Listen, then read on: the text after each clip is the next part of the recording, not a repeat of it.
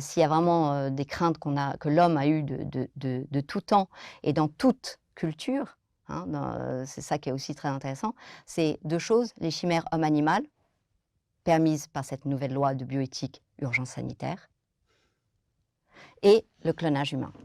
Les chimères homme-animal, ben, voilà, on connaît toutes les représentations de l'Égypte et cetera et Non, mais cetera, donc les chimères sont faites depuis longtemps dans les hôpitaux, enfin même les hôpitaux publics. Aujourd'hui, on a l'impression que, en fait, cette loi ne fait que qu'entériner, en fait, la pratique, qui était une pratique illégale, illicite. Mais vous savez que les chimères voilà, sont exposées en Angleterre. Et moi, voilà, je pense qu'on a les preuves aujourd'hui qu'il y a des chimères qui ont été faites dans les hôpitaux. alors ça, France. je vous laisse libre Mmh. de votre propos parce que, personnellement, j'ai jamais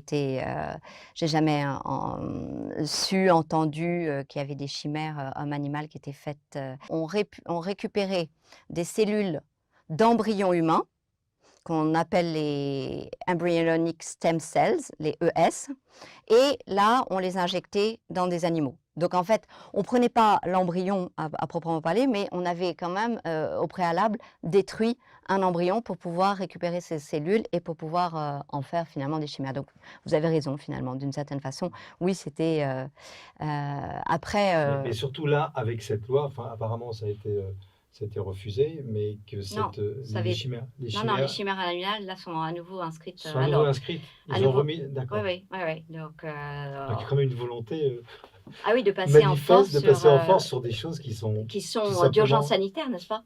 Oui, absolument. Et c'est d'autant plus impressionnant que d'essayer de se mettre à la place de par exemple, les Japonais sont assez permissifs aussi sur, ces chimères, homme-animal, mais on pose les questions éthiques. Et alors les questions éthiques qui se posent, ça va être, mais avec quels animaux on va faire ça? Comme s'il y avait une différence. Enfin, vous voyez, est-ce que ça va être une drosophile, enfin une petite mouche ou un ver ou un singe? Ah non, pas le singe, bon alors là, je dois avouer que ça rentre dans des considérations, peut-être parce que je suis enfin certainement parce que je suis limitée d'esprit, m'échappe complètement. C'est-à-dire que pour moi, en fait, la question, elle est de manipuler moi, je suis une écolo, donc c'est que si on manipule les embryons, Les végétaux, végétaux, avec des animaux et cetera, bah, j'espère que mes amis, de généticiens, des végétaux vont, s'insurger en disant: «On fait des conneries». Donc vous voyez, il y a quand même, voilà des limites, naturelles et d'ailleurs, moi qui ai passé des diplômes pour faire des expérimentations, sur l'animal, parce que c'est des travaux qui sont très encadrés, tout le monde ne peut pas, faire des manipulations sur les animaux. Il n'y a aucun, vous m'entendez bien, aucun diplôme, aucune formation qu'on nous fait pour manipuler les embryons, humains. Donc un thésard, un étudiant, même pas en thèse, peut, faire des expérimentations sur, l'embryon et ça donne, des scènes auxquelles j'ai assisté. Heu je ne dirai pas où, mais vous avez finalement dit, où. Heu où, je me retrouvais avec, une étudiante qui me disait: «Regarde, regarde, son cœur bat encore, son cœur bat encore». Qu'est-ce que vous avez envie de dire aujourd'hui, Alexandra Codorion, pour alerter l'opinion mondiale sur ce qui est en train de se passer au sein même de l'hémicycle en France, de l'Assemblée nationale, sur cette loi bioéthique, une loi qui est quand même étrange, quoi. On parle de bioéthique, où est l'éthique? On a l'impression qu'elle entérine les dérives. Et où est la biologie? Pardonnez-moi, il y a Où est la zéro biologie? biologie, hein. Avant de ne pas être éthique, il y a tous les arguments épigénétiques qui font qu'on ne ferait pas des telles techniques. Donc ça, c'est quand même, donc n'allons même pas sur l'éthique, il y a même pas besoin d'y aller. Rien que par nos connaissances sur l'épigénétique que Joël de René a largement, participé à vulgariser, et que les gens ont un peu compris, eh bien, en fait, c'est cette dimension de transmission d'informations qu'on ne maîtrise pas. Là, typiquement, on va faire du diagnostic, sur des anomalies chromosomiques, mais c'est une aberration encore une fois parce que, très certainement que vous et moi, on a des aberrations chromosomiques, on a en tout cas tellement de mutations, Mmh. et quand bien même on serait porteur d'un phénotype, pourquoi est-ce qu'on a qui à part donc l'État, se donne le droit de dire: «Ah ben lui oui, lui non». C'est de l'eugénisme. Mmh. C'est un mot qui veut dire qu'on va trier les humains sur des critères morphologiques, numérologiques, de nombre de chromosomes, et d'anomalies des chromosomes. Quels sont les mots pour caractériser ce genre de loi, ce genre d'initiative? Je reprendrai les mots du docteur Touraine, rupture, c'est bien dit. Rupture. Il a bien conscience de sa loi. C'est une loi de rupture et pas de rupture, sociétale, Pour aller mais où? de rupture sur l'humanité. Pour aller où? Non, de rupture sur l'humanité, c'est-à-dire que jamais dans l'histoire de l'homme, nous avons été aussi loin à jouer les apprentis sorciers, sur, finalement, des lois, naturelles et sur l'humain. Jamais.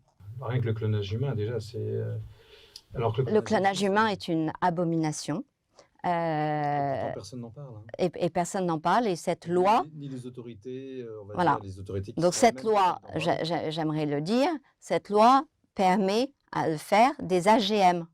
On avait les OGM, déjà avec un bilan assez contrasté quand même, les organismes génétiquement Les modifiés. individus Eh bien génétiquement modifiés. désormais, on a les humains génétiquement modifiés. Ça fait trembler quand même.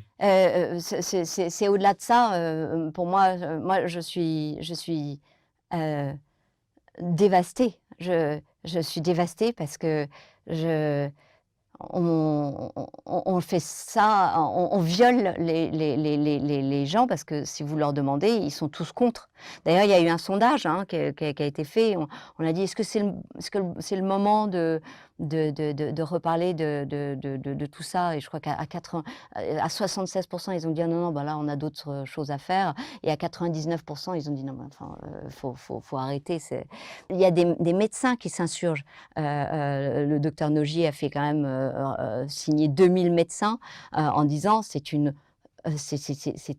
éminemment dangereux». Il y a, l'Académie de médecine qui s'est exprimée très clairement contre et cette loi enfin fait passer en l'habillant parce que alors là, c'est vraiment de franchement, on joue sur les mots, acte la GPA, la gestation pour autrui. Donc, pourquoi je dis ça? Je sais parfaitement ce que je dis, ça n'a rien de politique parce que, certains Donc la croiraient. GPA est autorisée aujourd'hui? Bah, Va être c'est-à-dire autorisée qu'à grâce à partir du la moment bah oui, parce qu'à ouais. partir du moment où cette loi a dit, un GPA conçu à l'étranger est inscrit, à l'état civil français.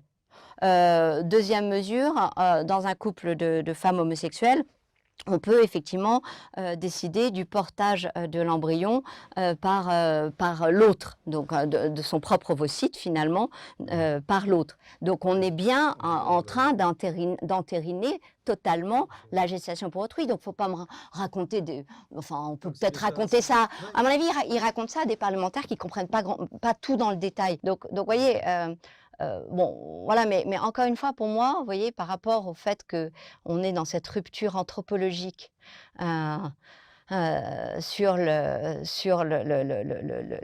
création de l'humain avec, le fait que, il y avait les dés étaient jetés aléatoirement. C'est-à-dire que vous voyez, il y a quand même une notion d'aléa qui fait qu'il y a un mélange génétique, qui fait qu'il y a un mélange d'épigénétique et qui fait que vous êtes, vous Pierre, moi Alexandra, dans une histoire sur laquelle l'homme, mais quel homme avait le droit d'intervenir? Mais quel est l'homme qui avait le droit de dire: «Ben, c'est moi, avec mon doigt, qui vais faire un tri, sur des critères, aberrants, qui sont des critères génétiques, qui font fi de toute notre connaissance génétique actuelle?»